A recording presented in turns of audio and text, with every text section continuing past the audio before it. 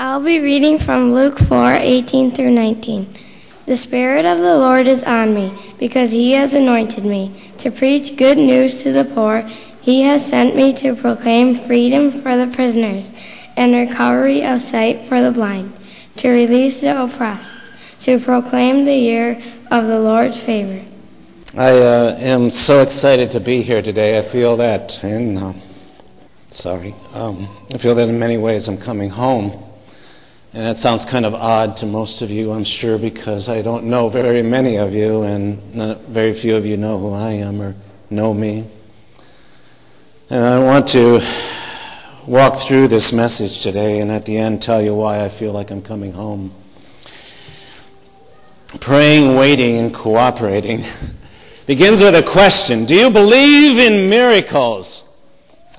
When you hear that question, how many think of that moment 29 years ago right now when Al Michaels proclaimed that sentence, proclaimed that question as the United States Olympic hockey team was in the last seconds prior to their defeat of the Russian professional hockey team?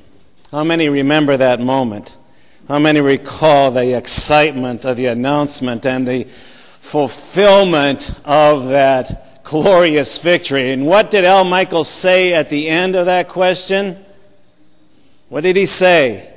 Do you believe in miracles? As the time wore down and the clock sounded, what did he say? Yes, he says. Yes, an affirmation that miracles do happen. And what I want to do today is to share a couple miracle stories with you, to affirm that the power of God is all about us, that the power of God is active right now, and that miracles indeed do happen. I'm going to start the first story today about 4 years ago. It's 2009. And in the spring of 2005, the classes of Wisconsin and other people involved in the church plant in Madison known as Meadowbrook Reformed decided that it was time to end that effort. The planting pastor, Reverend Trev Kimball, had worked very hard over those previous 5 years, from 2000 to 2005, to plant this church and to build it and to make things happen, but it wasn't happening as they had planned. And Reverend Kimball was tired, and he wanted to move on in his ministry. And the classes of Wisconsin had spent a good deal of money, and they decided that it was time to say enough is enough and put an end to this seed of church that had been planted in Madison. But the miracle begins in the hearts of the congregation at that time, who said, "No, we won't go." I just wish I would have been there at that conversation, because I wasn't a part of that. But they said, "No, we won't go." And through a series of events that spring and summer, they asked me to come and be their Sunday preaching pastor, because it would work out well. I had finished my credentials for ministry. I was approved by the Reformed Church in America to go be a minister. And I was working in Milwaukee at the time. I had a job, and I could drive to Madison, actually on the west side of Madison and Verona, and I could preach on Sundays, and things would be good, and that would be nice, and the church would function in that way. But God had other plans. God put it on my heart that if I were to go there, it would be to build a church, not just to preach on Sundays. And over the course of the next few months, in late 2005 to early 2006, we struggled and we thought, and we saw nobody new come in. We saw the church go from about 30 to about 20. And everything looked pretty icky, and we didn't have any support from the classes, and we didn't have this and that. And we could look at all the things that we didn't have. But one thing we had was a mission. One thing we had was a purpose. One thing we had was in our heart that God wanted this to happen. And how would He make that happen? And we didn't really have any idea. So we did a lot of praying about it, and especially my wife and I, who had to transition out of jobs. We had to leave behind security. We had to go to a place where there was uncertainty. We had to go to a place devoid of the foundational structure of secure income, a dim future, kind of a dying church. So in the spring of 2006, 3 years ago now, God moved on my heart that we had to start fresh. That if we're going to do something, that if He were going to do something, He wanted it to keep going. He never said once to me, quit.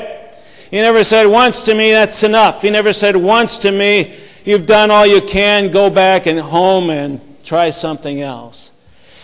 Keep going. And I had no idea how that was going to happen. But we kept going, and in the spring of 2006, we changed our name to Hope Crossing Community Church. We found a new place of worship on the east side of Madison because all our people coming to the west side of Madison were from the east side in Sun Prairie.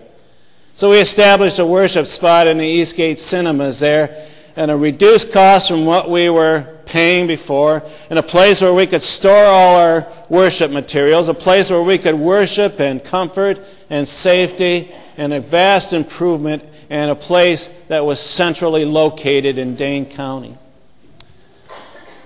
Do you believe in miracles?